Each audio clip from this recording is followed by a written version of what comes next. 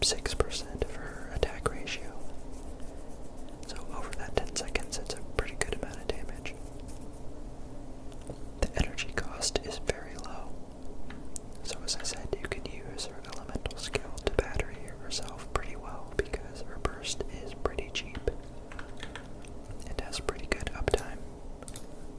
It allows you to kind of like, by the time you're done cycling through your team for your second rotation, her burst should be back up and charged. Her first one, when you do basically a normal attack or a Jumpty Dumpty attack, there's a chance for Klee to gain a buff called Explosive Spark. And when she has Explosive Spark, her next charged attack deals bonus damage by 50%, and it consumes no stamina, which is great. And this ties into her second passive, where when her charged attack crits, all party members gain 2 energy. And her last passive just shows you where elemental or regional specialties in Mondstadt are. For her talent priorities, all of her kit does damage, pretty much. So you want to level everything. Unfortunately, for your talent books, I'd prioritize her normal attack and her elemental skill. So if you're trying to, max her out, I'd get those 2 to 8 at least, and then also go for her burst to 8 at least, but you can leave that one at 6 if you need to. Or if you're really struggling to farm for her bugs, you can just raise all of her talents to 6 and get them as high as you can, but I'd recommend normal and skill, then burst. Now, there are a couple animation cancels you can do with her, since her kit, especially her normal and charged attacks, can feel a little clunky to newer Klee players. The first one is the normal attack cancel. So you see her normal attack string is very slow, even if you can hear him clicking pretty fast.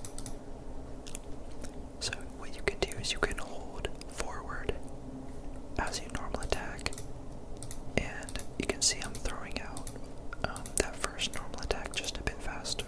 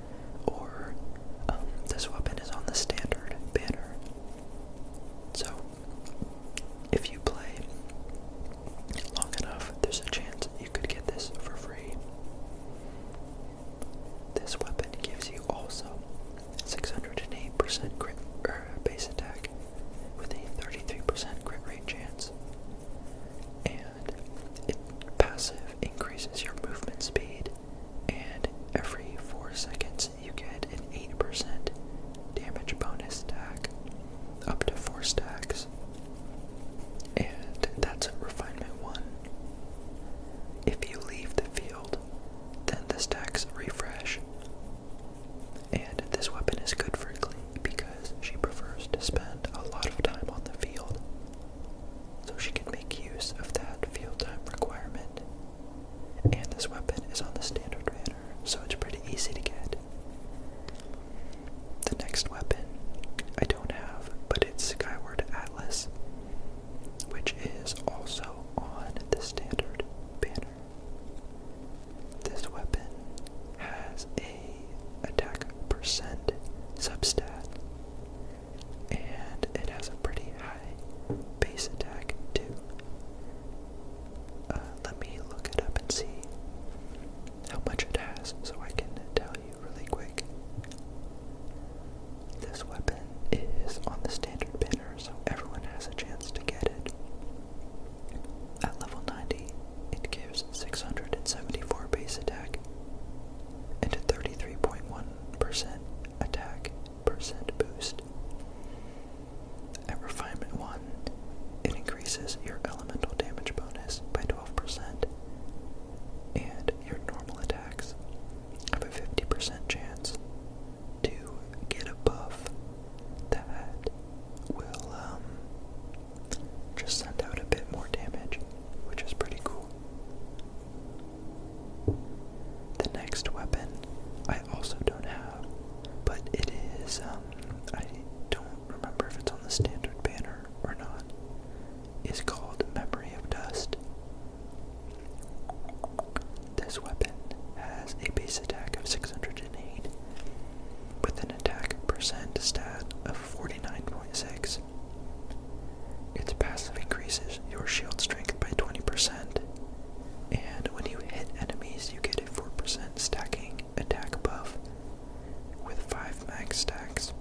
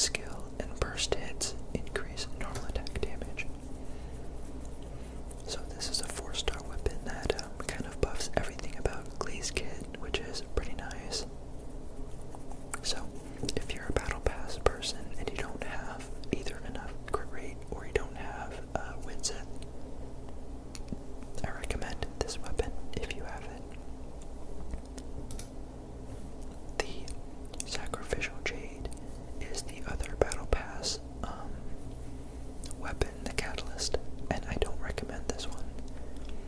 If you're going for a Battle Pass weapon for Catalyst users and Klee, I think Solar Pearl is just much better for her all around. Next is the Fontaine Craftable Flowing Purity. I don't have it, but it's an attack percent substat weapon, and it gives you damage boost, and even more damage boost if you use a healer on your team. So if you take a lot of damage and have a healer, or you're using Farina in a team, this can be a really good free-to-play option because you can craft it completely for free and refine it for free as long as you have catalyst abilities from weekly bosses in Fontaine and Sumeru. So that is a great option. Another good option is the Ballad of Boundless Blue. This was an event weapon that released recently when Nouvellette was released. So there's a chance that you missed this. But it's an energy recharge substat, and it boosts charged and normal attacks, and yeah, it's pretty good on her. It's not great, and I'd only use it if you don't have any of the other options that I mentioned. So next, these next two weapons are for Elemental Mastery focused teams like Burgeon or Burning. First we have Sacrificial Fragments. It gives the highest Elemental Mastery of any 4-star, and it gives you a chance to refund your skill's cooldown when it does damage. And with Klee, you know her skill has so many hits that she's pretty much guaranteed to proc this when it's off cooldown. So in Burgeon and Burning, if you're just going for straight EM, this is the best for her. Second up being the Mapamare, which is also craftable for free, which gives Elemental Mastery and reactions grant you an elemental damage bonus. Another alright option is Eye of Perception, which is an attack percent substat weapon.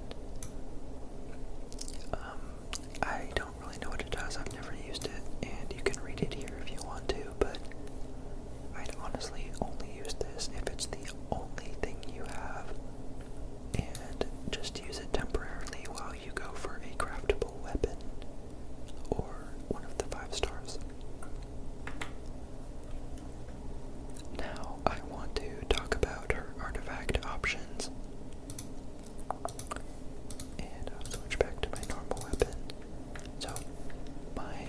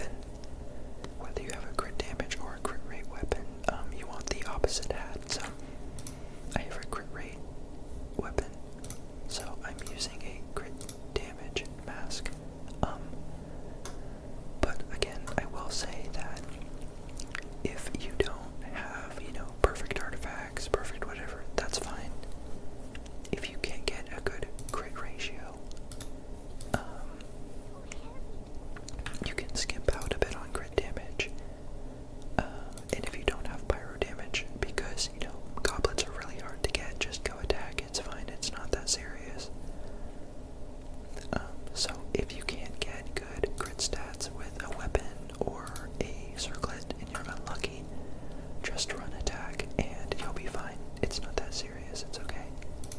Content creators make such a big fuss over perfect artifacts and everything, but it's like a casual game, so it's not that deep. Another option for artifacts is the 4-piece Crimson Witch. This is, if you have a really good set, go ahead and run it, and you can gain all 3 stacks through that elemental burst cancel. I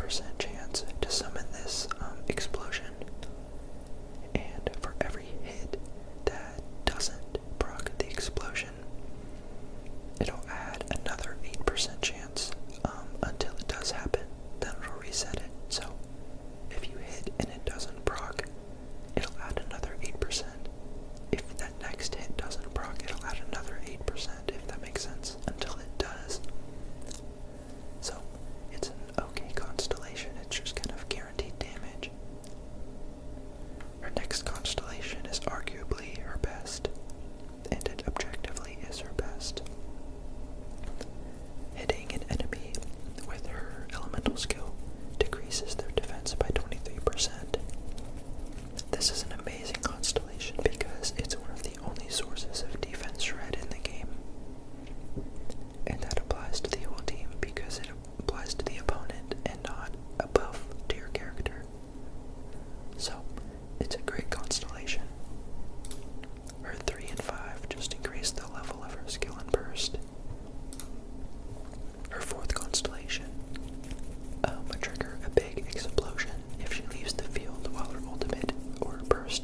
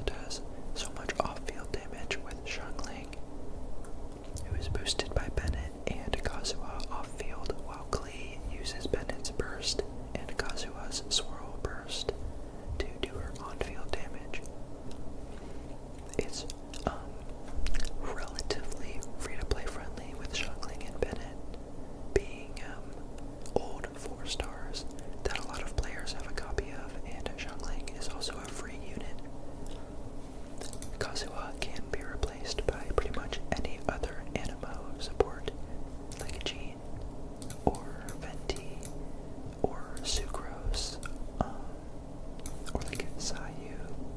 Pretty much any Animo healer or Animo user that is a support and off-field for the Viridescent Venerer Shred will work on this team. But that's just our kind of most popular team. Another thing about this team is that it uses pretty popular meta units, like, Xiangling, Bennett, and Kazuha are all pretty popular and used in a lot of teams, which can be a downside if you are looking to clear Abyss with her, because that means you can't use these other characters for your other teams. Similar to that, this team, it's a Vaporized team, and it also uses a couple meta units, Xingqiu, Yelan, and Bennett. And this team is a charged attack focused Vaporized team. So this team, you wouldn't want to use Klee's Burst because it would apply too much Pyro and not let you vaporize your charged attacks.